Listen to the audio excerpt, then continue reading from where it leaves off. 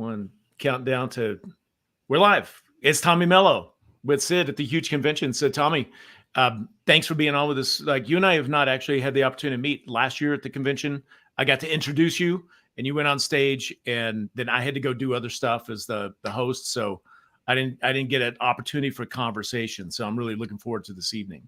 So thank you for taking time to be on with us. How you been? I'm great. Glad to be here. I went to the health has become the very top priority for me, and I'm using the DEXA scan to see where I'm at. And the last DEXA scan was May 3rd. This morning I went. I'm down 8% body fat, and I'll be down 5% more in the next 2 months. You said you're down 8% or down to 8%?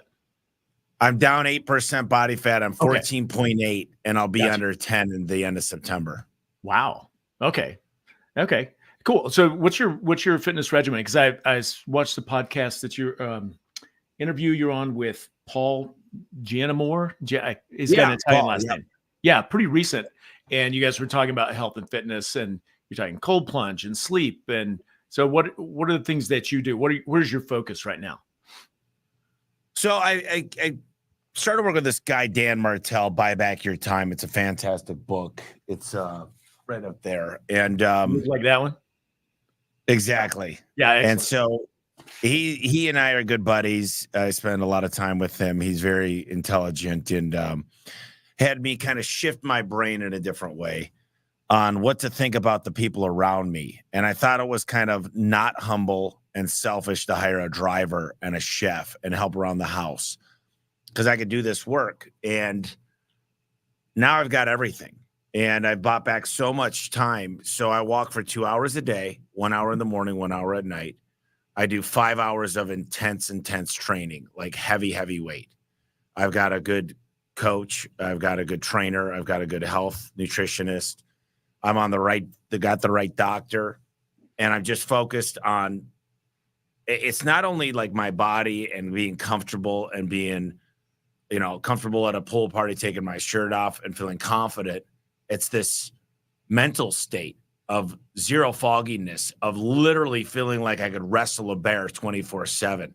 Like I've got this energy and this aura and this brainwave that's like, I think everybody should experience this because you'll never go back. Very careful about what I put in my mouth. Very careful about going to bed. Stop watching TV just because I don't want to. I was up at 4:30 this morning without an alarm. And I just go do it, but I enjoy the walks, and it's a speed walk. And I'm listening to the right music, and I'm on the right calls because I'll do a phone call on my, my earpiece. And I got to tell you, like, you hear these health fitness guys that, like, they just make it their everything. But till I get to where I want to be, the flywheel's turning, my metabolism's speeding up, my sleep is better. Like, once I get to where I need to be, it's a lot harder to get there than to maintain it. And look, I've done very well in the past. My team is excellent. I want to enjoy it, and I see a lot of billionaires literally commit suicide, get on drugs, get down alcohol, cheat on their significant others, and it just goes sideways. Money will ruin people so fast. So I've actually used it to elevate to a new level, and my mental clarity's never been better. And I just want to become the leader that people need around that help them make better decisions. So it's my job, at least for my family here at A1, that I can't tell you how many people. We just did a weight challenge, gave away $5,000. There was, I think, 687 pounds lost within 2 months. Nice. So that's cumulative of all the people that submitted. And other people, one guy, right? Obviously, yeah. But I don't think a lot of people submitted if they lost 5 pounds. So those were the submissions. So we probably lost 1,000 pounds as a company. Yeah. And it's something that I'm really proud of. And it's something where people have more, they look people in the eye more. Their wives and husbands look at them differently. Their kids look up at them differently. And they show up in a different way. And I'm not going to be talking a lot about health and fitness. It's definitely going to be part of my speech going forward. But it's a big deal. And I had to do it with my significant other, Bree, because once she was on board and we cleared the house out of all the junk and she started working out, and it started with knowing where you're at, which is the DEXA scan, which also shows you your visceral fat, which is what gives you a heart attack and strokes.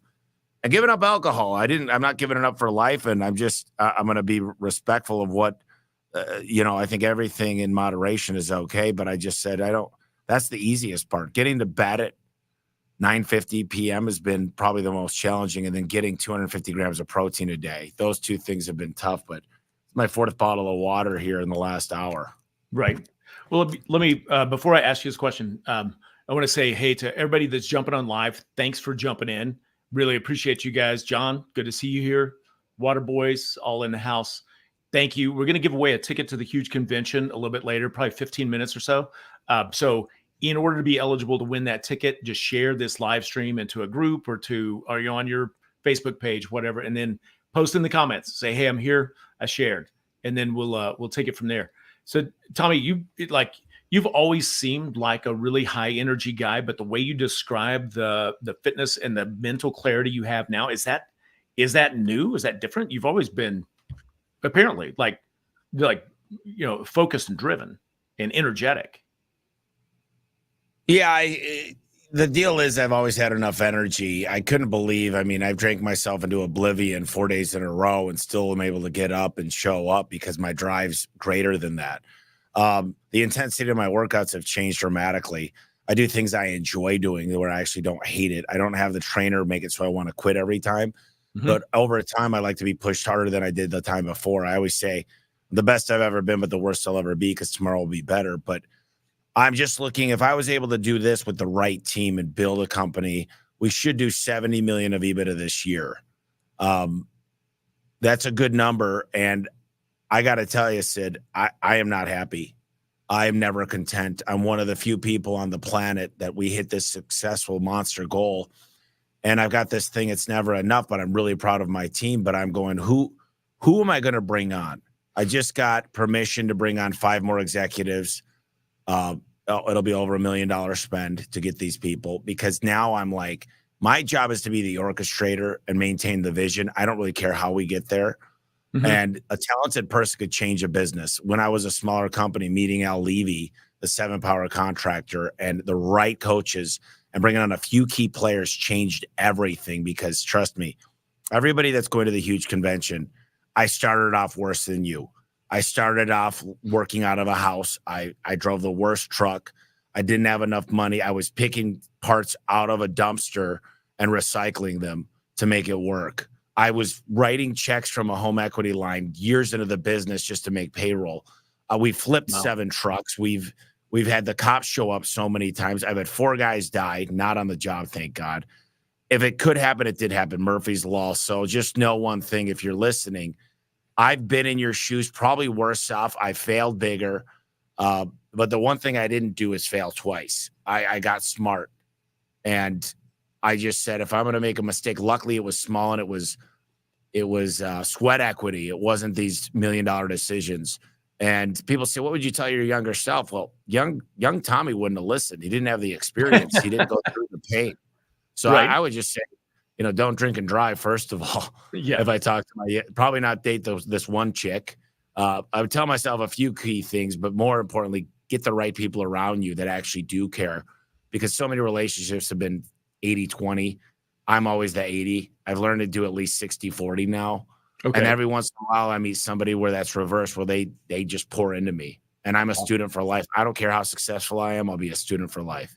Okay. Question for you. You had mentioned on one of the interviews, like one of the things that you're really good at is you always ask for help. You go, who's the best at X? Who's the best at that? Have you always been like that? Or is your business and success accelerated? You get more and more humble or ready to ask?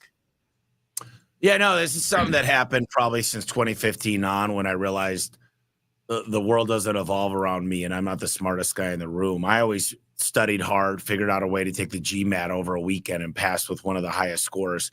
I literally knew that if I put my mind to something, I could do it. Then I said, wait a minute, there's somebody that actually enjoys doing this with a proven track record. I can find out who has the best product mix, charging the highest ticket by talking to my manufacturer. I could go to my CRM, whether it's House Call Pro or Job or whatever it might be. There's a million, Service Fusion.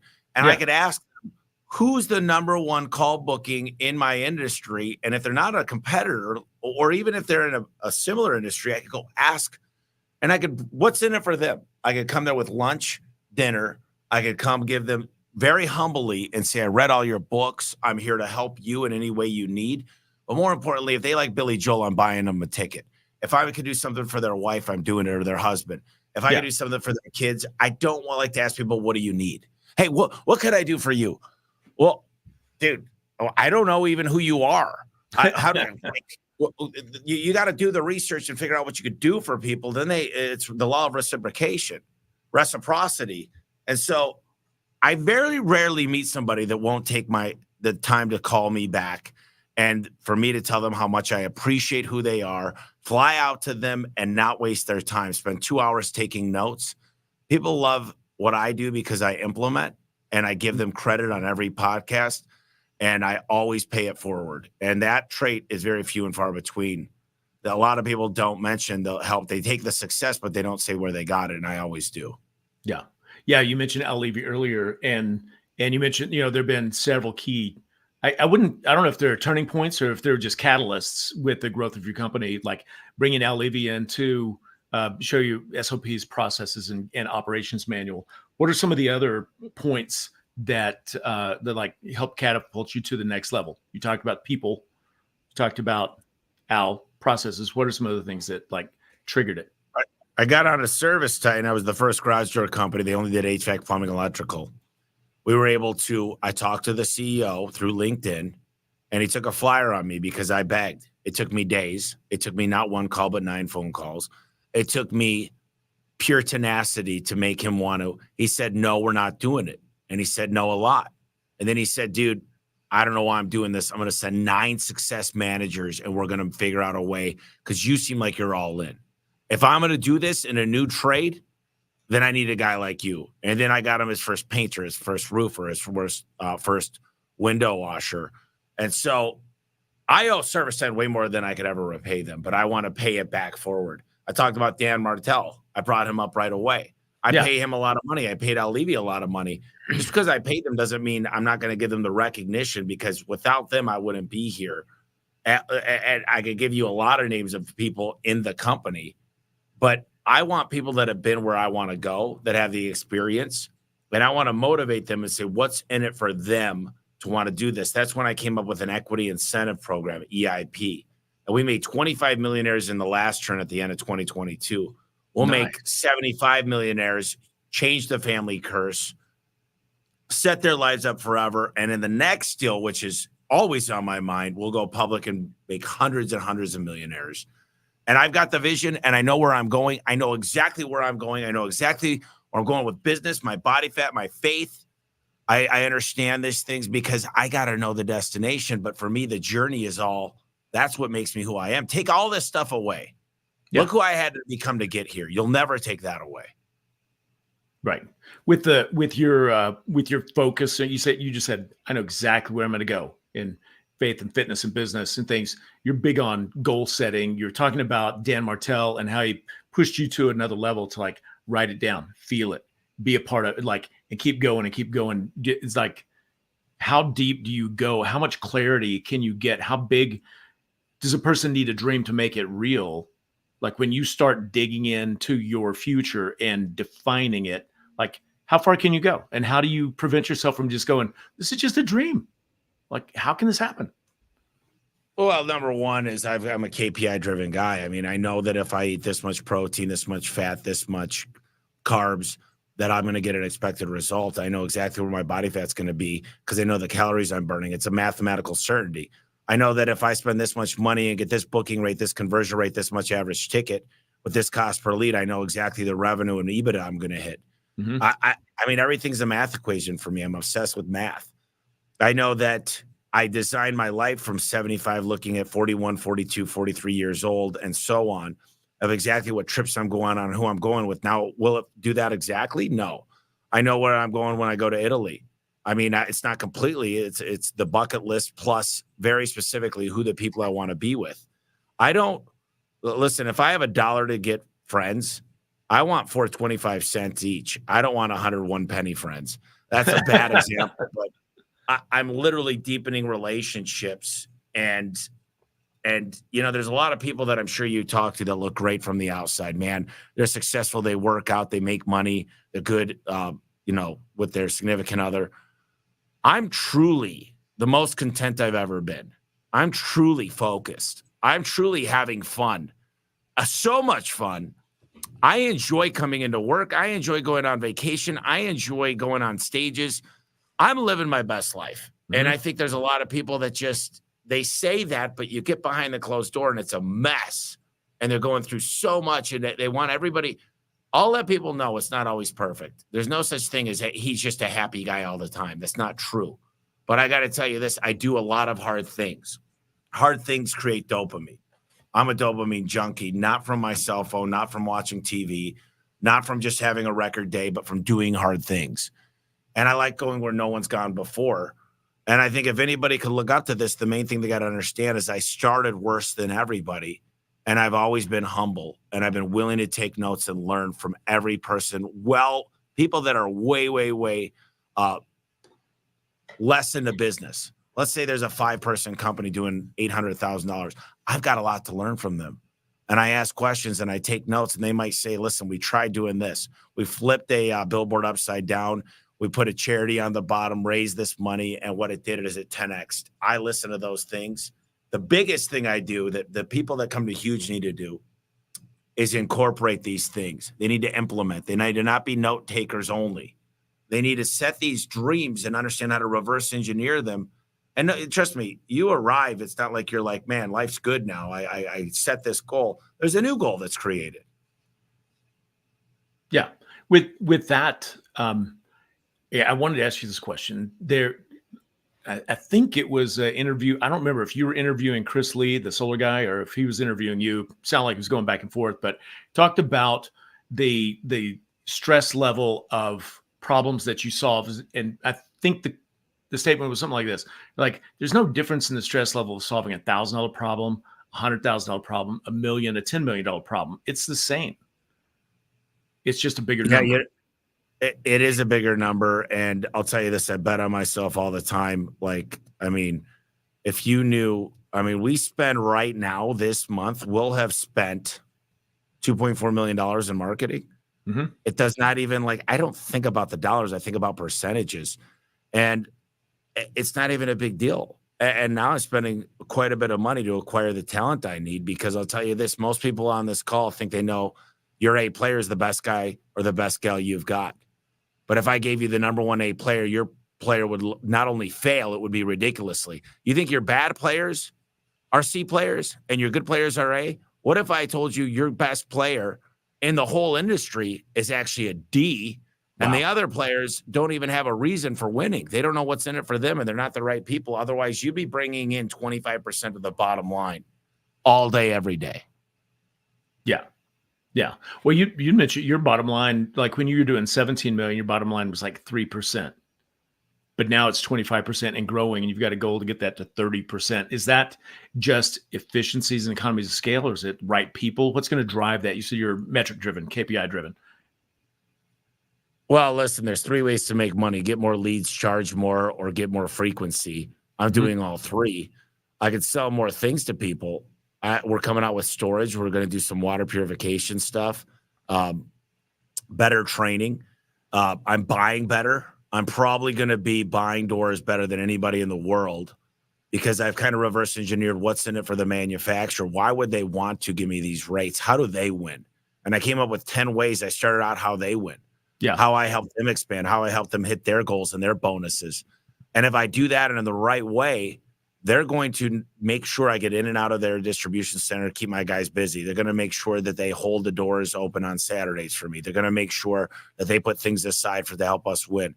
And they're also going to get pizza parties every other week. They're also going to get happy service from us. They're also going to have us selling their best product line they make the most profit on. They're also going to be making sure they're providing for their family. I want my manufacturers and my vendors to be well-funded. I insist that I work with the best at every company. Some people that I say this marketing company's done great for me on local service ads, they say, yeah, they didn't do good. I'm like, because you were working with the worst person. I asked for the top person. If you ask for my and I couldn't give you my worst installer, but KPIs, I could tell you this guy takes the longest and has the most warranty calls. I'm probably not sending that guy to Tom Cruise's house. You know what I mean? Yeah. But I want to be the Tom Cruise that you put the best of the best. Tom Cruise, you can use anybody you want. I'm just pull the name out of my, out of nowhere. But I'm just saying, I ask who the top person in your company is and why, and then I hold them accountable, and I also make sure they're going to win. And that's why I wrote the book Elevate, build a business where everybody wins. The client wins, my coworkers win, the vendors got to win, I need to win. And a business, we could all win. It doesn't need to be this win-lose predicament that most people think they're in. And that's why I help out my competitors, because the industry needs to win. Yeah. Well, the garage door industry has been very fragmented. You've done a lot to unify that and elevate the entire industry. At the huge convention, most of the folks there, they're window cleaners, power washers. In those fields, there's a couple of other industries. Do you see, is any industry ripe for a Tommy Mello? Like, for not necessarily you, but like someone is going to step up as leader and prove that this can be done? Because I was having a conversation with somebody the other day, and it's like, Tommy's kind of like Roger Bannister. Like, nobody broke the 4-minute mile, but when he did, then other people started to do it. I think anybody could do it, but I think it takes pig-headed discipline, man. And here's the deal. People don't dream big enough. They most people I know, they want to make the money because they already know how they're going to spend it. When I make money, I know exactly how I'm going to let it compound. I'm not like, man, like literally I bought a couple really nice houses because I thought about the relationships and the opportunities that would be made through that. Mm-hmm. I will remember every experience. Most of my stuff on the bucket list evolves around experiences with people. Doesn't evolve around roller coasters and just seeing like tourism, because I wouldn't be fun to do it alone. So, I'm investing everything I invest in, including the 1985 DeLorean that's just like Back to the Future 2, it's going to go up in value. I mean, very rarely am I investing. I don't think the boxers I ordered yesterday are going to go up in value unless like there's a crazy fan out there. Yeah. But everything I'm doing is going up in value. And it's not the money who makes me. I just want to be very clear. Money does not bring happiness. It gives you options. And people are like, what makes you go? When's enough? Well, I'm having fun. I talked to Gary Vaynerchuk at this meetup for a couple hours, and I said, I'm just a hunter. And he says, dude, you're having fun. And as long as you're having fun, you keep going. And Tiger Woods hits 1,000 balls a day. I want to be the Tiger Woods, just a business, and specifically home service. I'm not limiting myself anymore to garage doors, because every business works the same in home service, and almost every business that I know outside of home service, I'm just having a lot of fun in home service. And I happen to be at the right place at the right time. I mean, COVID made us essential. We got some PPP money. I put it all into marketing. Things are good. And I got to say, you've got to have a plan. And I've got all these studies about writing down goals. We hear this all the time. You're supposed to write down your goals. Most of the people listening, and I don't mean to be offensive, I'm not trying to be this guy talking down, but you write the goals down. You never look at them again. You don't have a top 5, top 30, top 100. You're literally scrambling. If I looked at the time you're spending, your calendar is so out of whack. You don't delegate well.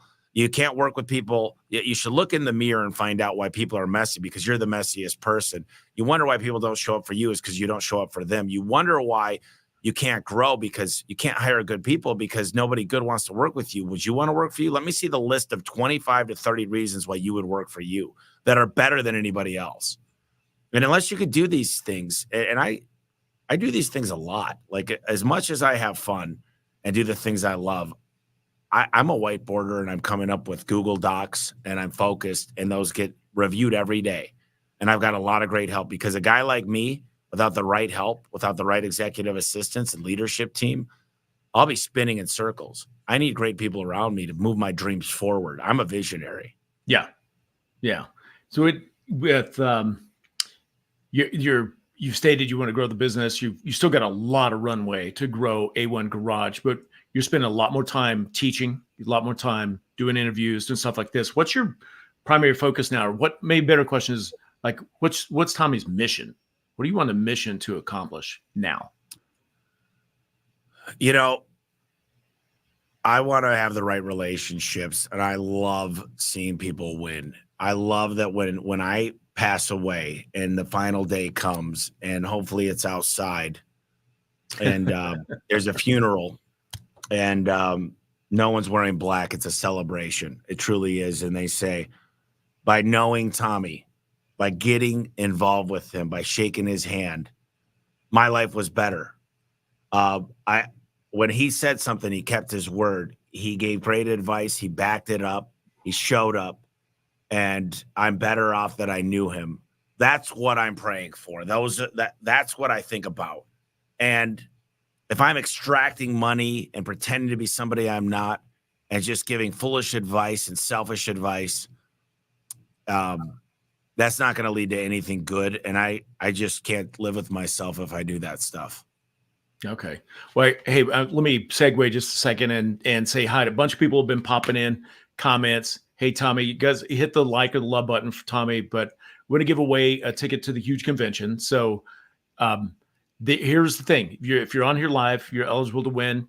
If you want to win, you got to be the first one to answer this question.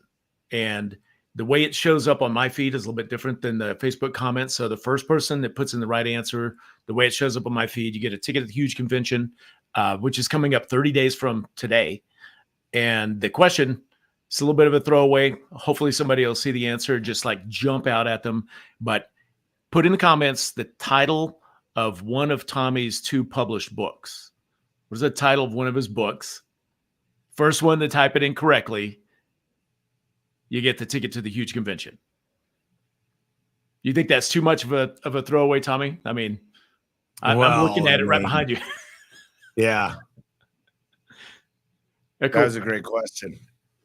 All right. So Mark, you're the first one. Thank you very much. Here's what you do. Just PM me at the huge convention Facebook page and say I won a ticket last night with Tommy, and I'll make sure and get you a code to get that taken care of. Tommy, I wanted to ask you this. Literally, you get interviewed all the time.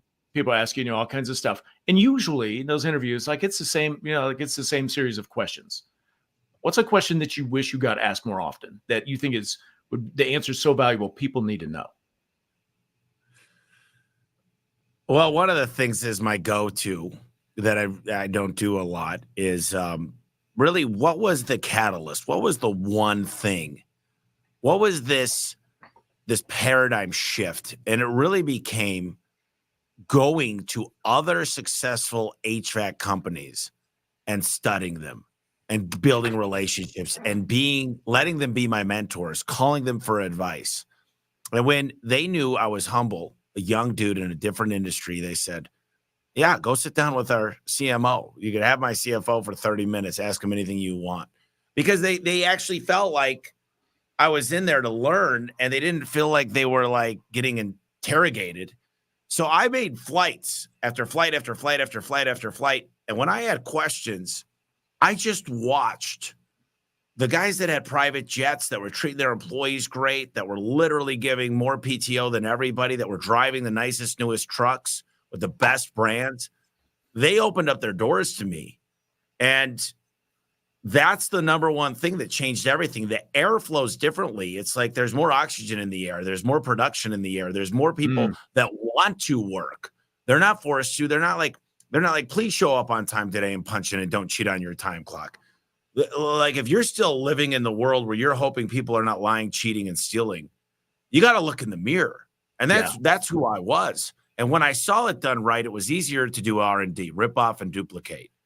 And that's why I do shop tours, and I don't charge for them. And I try to give as much value as possible. And I do them all the time. And I invite companies in because that's my way of paying it forward, because someone took the time, not 1, not 2, not 10, but dozens of people took the time to do that for me. And another thing I think is I'm constantly going back to this is who, not how. I'm good friends with Dan, Dr. Benjamin Hardy and Dan Sullivan. And these guys are very, very smart. And I don't always think of solving the problem. I think of the people that I could get on the bus, as Jim Collins would say, to get these problems, that would enjoy these problems. Yeah. I could work through them and get to the answer quickly. Because I'll tell you this, I don't have 5-10 years. I might, living wise, but my goals are way quicker. I don't want to do this for a decade. I mean, I'm changing the company it doesn't feel the same next month. Like, Wow. I'm not going to wait to create a company that's worth multi-billions of dollars. I'll be a multi-billion-dollar company, what it's worth in 19 months. Wow. So I just, a lot of people are like, yeah, it's easy for you to say you don't understand my market, or you don't understand my industry, or you don't understand how it's like for our off season. They have all the reasons why they're going to fail. They've got every reason. They can write down 1,000 reasons why I'm lucky. And it's easy for him to say. They never want accountability. They don't admit they have a problem. They don't admit that they are the issue. The culture is bad. Mm-hmm. I think that the biggest issue is, like, most people just say, yeah, it's easier to get in shape if you got the time. You got 168 hours in a week. You spend 50 working, 50 sleeping, 10 working out. You still have 58 hours. You can spend 10 hours with your 2 kids each, and you still got lots of time. Yeah. So I just love these excuses, because it shows me who I definitely don't want to hang out with, the people that are victims. I can't deal with that. It's not part of my life. I will not put up with it. It's got to be easy, lucrative, and fun. If I don't get excited when you call, you're not going to be part of my life. I'll give advice to anybody, but the people that come to my close network, you've got to be somebody that gets me excited about life, about living, about giving. And if you're not, I'm going to stay away, because you're toxic. You are my enemy. I mean, literally, I'm going to stay as far away from you, because you make people feel down. You talk schmack about people. I just don't do that. I don't like it. I don't feel comfortable doing that. It doesn't bring me to go on Facebook and leave a bad comment about somebody doesn't bring me joy. It's the people living in their mom's basement that do that. Right. Was there a point where, was it a mind shift for you, or a aha at some point along the way where you're like, oh my God, there are people like this thing that I hate doing, like a problem. Like for me, it was bookkeeping and accounting. It was like, I tried to do it myself in the early days and hated it. And it was mind blowing that I found somebody that's all they love to do. I was like, oh my God, every problem I have is something somebody else loves to do. I just need to find that person. Was that a big? That was a huge aha moment. And I'll tell you this, there is tension. I mean, when you got a guy like me, I travel a lot. I'll tell you this, Sid. I get out of town a lot because I don't want to have my foot down people, like, literally on their throat all the time. When I'm in town, I'm literally like a detective looking at things, going, what's going on? I'm studying. Our monthly report was 156 pages of data. Wow. And I went through that like a frickin' every little word and sentence and number circled, pointed to. It's all color coded. And every department I'm asking, I don't tell people, I ask questions. And so if I had to be here in Phoenix all the time, I think people would lose their minds, because I'm not a micromanager, but I do ask a lot of questions about the results and what we're doing, what courses of action we're taking, what projects we're doing, when it's going to get done. And I say this, Sid, if I gave you $1 million and 20 people to solve this problem, could you do it? You'd go, well, yeah, with $1 million bucks and 20 people. So what would it take for you to get this done on my timeline? I'll make the call. It's my, it's our money, but I'll make the call. I know how much this is worth to the company. So you just tell me a way to get there. I'll decide if it's worth it. You don't tell me no. I don't take no. I will not deal with no. Excellent. We're just too busy. You don't understand. Those people don't work here anymore. The excuse people. Oh, yeah. Like, oh, I got really busy. No. We agreed, you signed. This was the deadline. I checked up last week. You were pacing for this to get done. And I know it sounds brutal, but there's not just 1 or 2 people depending on this company's success. There's clients, there's vendors, there's a lot of employees that need us to win. And we are entitled to be profitable, very profitable. Yeah. And I'm investing back into this company, which is more jobs, better for the community. We're investing in more nonprofits. And I will not let the weakest link on the spoke destroy us. Yeah. It peculiar that in business, when somebody's looking at somebody else's business, like they're looking at yours, they'd be very critical about, like, you can't be that hardball. But if you just shift it into the perspective of a professional sports team, everybody understands that B players get cut from the team. And it's not mean. But they don't play. Yeah, they don't play. The goal is to win and to win together. And it's not to cater to the lowest common denominator. So I don't know. I think it opens a lot of doors. It's called meritocracy, and that's the only way we live here is meritocracy. There's no tenure. I don't believe in tenure. I don't believe you worked here long enough. You served your time. You're going to get the. I don't want the military who's fighting for our freedom saying, "Man, that guy's been here 10 years. He should be the admiral pulling the nuclear." I just don't believe you earn the right to do these things. I like the military, and I love the sports analogy because the best Wayne Gretzky, Michael Jordan. I could go on and on. With the top golfers in the world in every sport, they practice the most, they show up the most. The Tom Brady showed up early. He demanded respect because he earned it, because he showed up earlier. He led the team. And those are the people I look up to. And there's a lot of people in this company that I look up to that I literally feed off of, that I ask for help all the time. I literally bounced conversations off of 4 different technicians last night. Wow. I like them. I trust them. I'm loyal to them. I'll do whatever it takes. I will bleed for them. I literally would. If they needed a place to stay, they'd be staying at my house. They've showed me their loyalty. I'll show them back in tenfold. They're going to win. They're going to have a great family. They're going to change their generational wealth. They're going to live their best dreams. It's my responsibility. When I wrote the book Elevate, build a dream so big that everybody else's dream fits inside. Yeah. That's a huge responsibility that most people can't take on. Yeah. Well, so the last question I was going to ask you dovetails right in what you just said is something that any business builder, no matter what stage they're at, even if they just had their first employee, they could demonstrate that kind of loyalty to their people and get it reciprocated at any level. So that's phenomenal. The question I was going to ask is simple as we wrap it up is what's something actionable but largely overlooked that anybody, no matter what stage of business they're in, that they could apply or implement and benefit in their company and life like tomorrow? Stop doing minimum wage tasks. If you're still looking at your own email, that's a mistake. Stop doing minimum wage tasks. Stop doing $20 tasks. Stop everything that I do, including call my mom's on my calendar. If you're still not organized and you don't have systems and you're not delegating properly and you're still doing things that don't have a huge ROI, no one can call up one of my coworkers and tell them how great they're doing like I can. When it's coming from me, it means a lot more. I can't tell my assistant, my several executive assistants to just, hey, listen, call this person, tell them I love them. There's things that only I can do.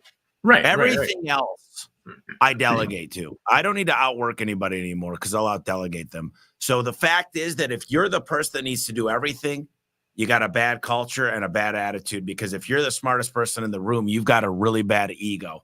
And in this case, your ego is not your amigo, my friend. Mm-hmm.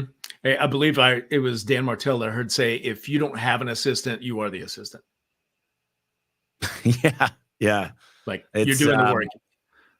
It's crazy to me because most people I've tried to get assistance for, they're like, I'm just going to do it myself. They screwed up my booking flight. They didn't respond to this email in time. Well, you're a bad trainer. You're not. You got to be patient. Mistakes are going to happen. And it's a slow process. And it starts off with just one right-hand person. But once they know you and they understand and they can run the minuscule tasks that they enjoy doing that you don't, and your time is bought back, everything starts to change in your life. More quality time with your family. You're closer with your parents or your kids. You start to have a better relationship with your significant other. You could actually make a better culture with the people that work for you. There's a lot of things that happen. And the biggest thing is don't be a scapegoater.